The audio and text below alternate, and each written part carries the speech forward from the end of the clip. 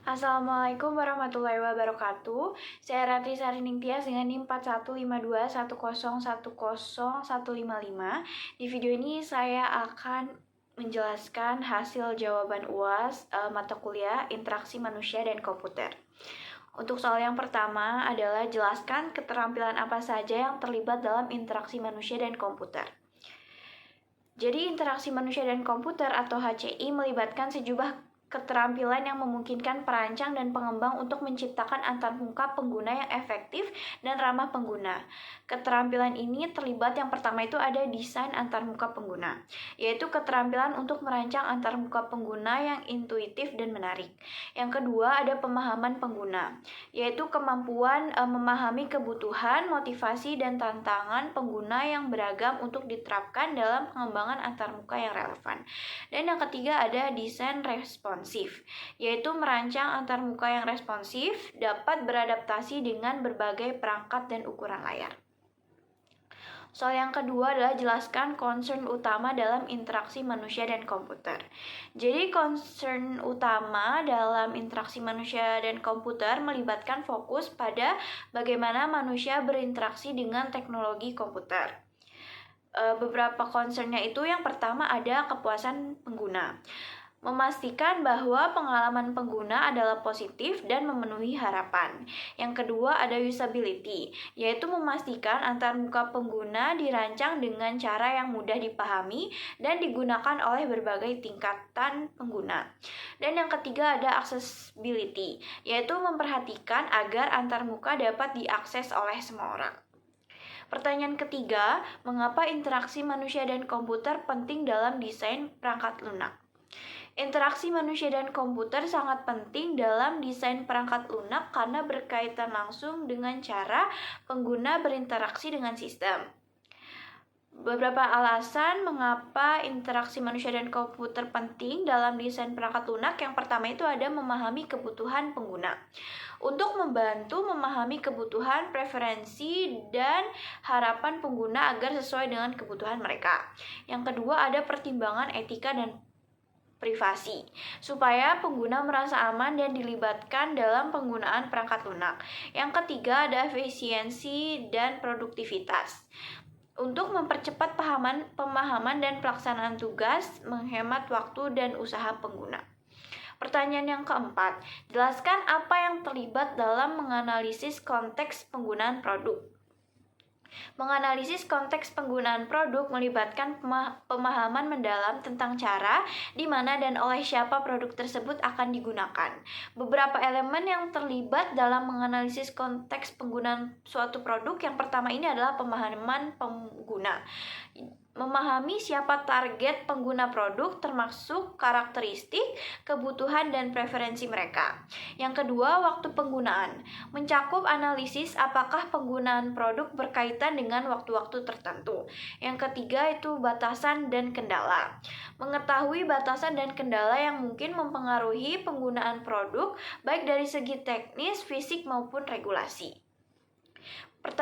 Soal kelima, karakteristik orang, aktivitas, konteks, teknologi, apa yang dianalisis dalam kebutuhan pengguna. Yang pertama adalah karakteristik orang. Di sini ada profil pengguna, yaitu identifikasi kelompok pengguna dan memahami perbedaan karakteristik mereka.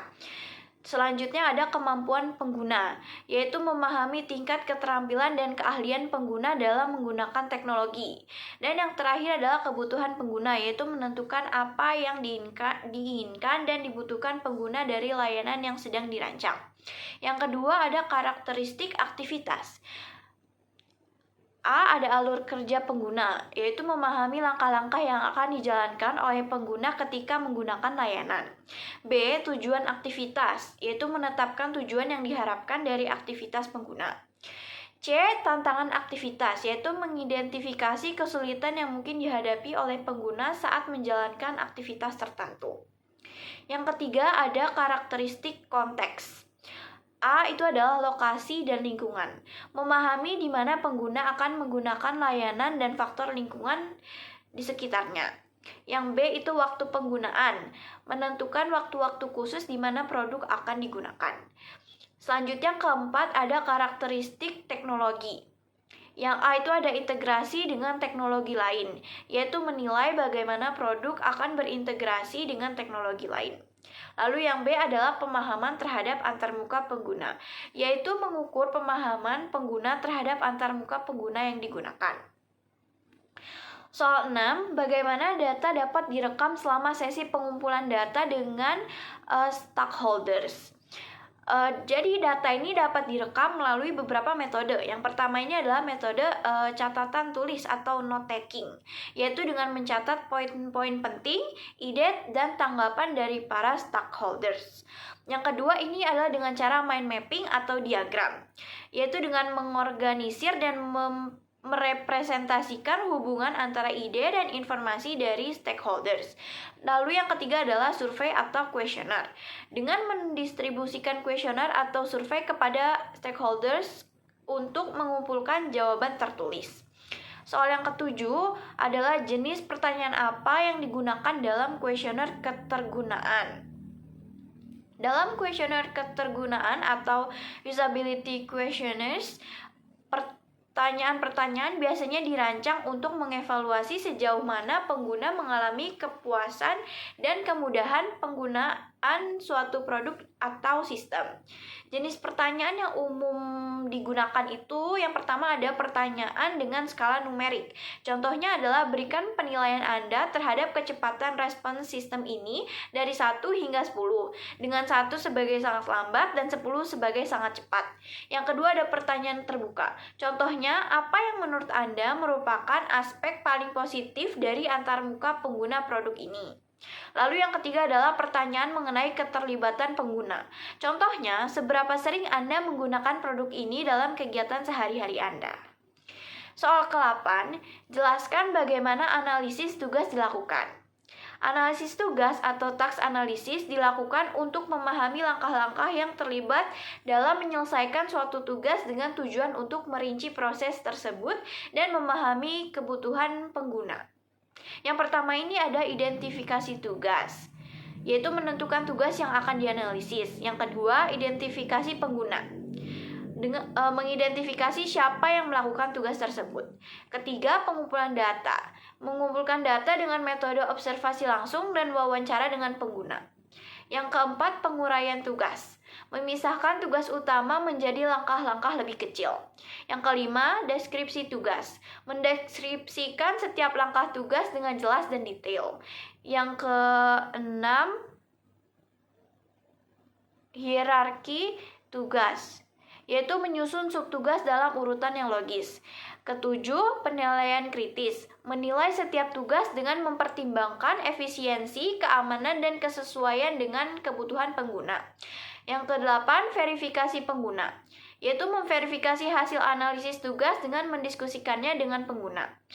Ke-9, dokumentasi, yaitu mendokumentasikan hasil analisis tugas dalam bentuk catatan, diagram alur kerja, atau dokumen lainnya.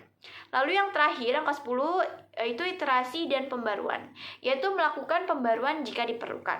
Pertanyaan ke-9, jelaskan bagaimana analisis tugas dilakukan menggunakan storyboard, skenario, kasus pengguna, dan analisis tugas hierarkis.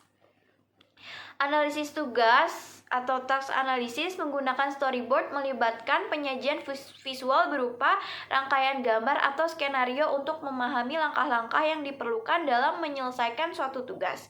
Penggunaan storyboards untuk task analysis ini ada penyusunan skenario. Prosesnya yang pertama adalah identifikasi tugas atau proses yang ingin dianalisis. Yang kedua adalah tulis skenario yang mencakup langkah-langkah utama yang harus dilakukan oleh pengguna. B. Ada use cases atau kasus penggunaan. Proses yang pertama adalah identifikasi kasus penggunaan yang mewakili tugas atau fungsionalitas tertentu. Proses kedua menggambarkan interaksi pengguna dengan sistem dalam konteks kasus penggunaan tersebut. Yang C ada hierarchical task analysis.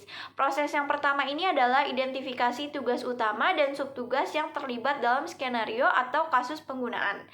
Lalu proses kedua itu dengan memvisualisasikan hierarki tugas tersebut.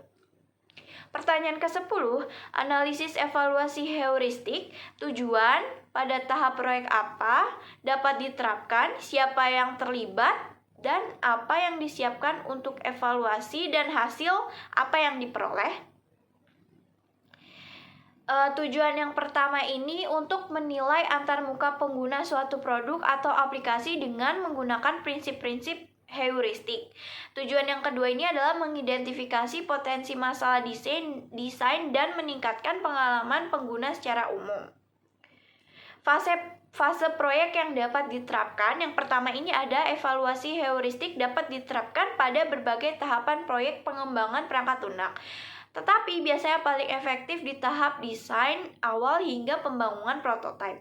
Yang kedua adalah penting untuk dilakukan sebelum peluncuran produk untuk menghindari perbaikan yang mahal di tahap akhir. Pihak yang terlibat yang pertama ini ada tim desain, pengembang, dan pengelola produk.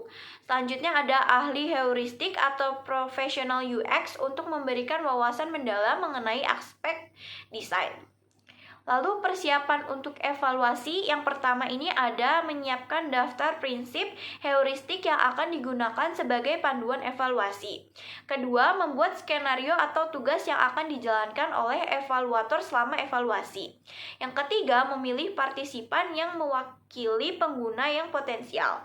Lalu yang keempat, menyiapkan antarmuka atau prototipe yang akan dievaluasi. Selanjutnya, hasil yang diperoleh ini yang pertama ada identifikasi masalah desain dan ketidaksesuaian dengan prinsip heuristik yang telah ditentukan. Yang kedua ada pemberian rekomendasi perbaikan yang dapat meningkatkan kualitas antarmuka pengguna. Ketiga, pemahaman lebih baik tentang potensi masalah yang dapat memengaruhi pengalaman pengguna. Dan yang keempat, peningkatan kesadaran dan pemahaman tim pengembangan terhadap prinsip-prinsip desain heuristik. Sekian penjelasan dari saya.